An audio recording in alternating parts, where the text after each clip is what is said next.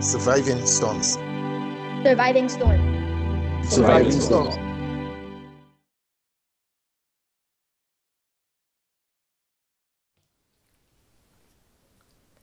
My sister and I are picking mangoes. My sister and I are picking mangoes again in Mum's debris garden.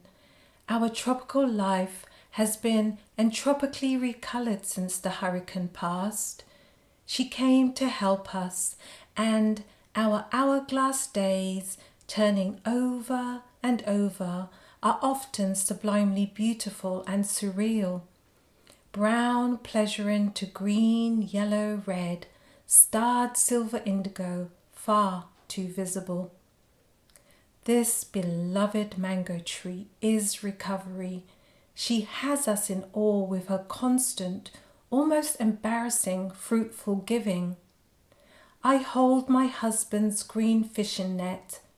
I know what it's like to fall, bruise, split skin and expose flesh all the way down to bone-white seed.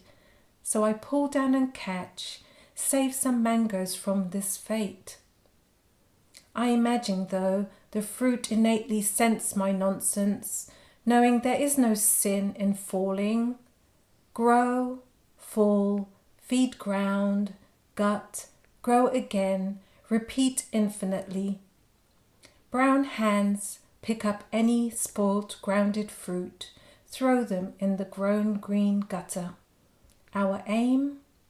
Deter flies from hovering around, seeding worms into ripening fruit.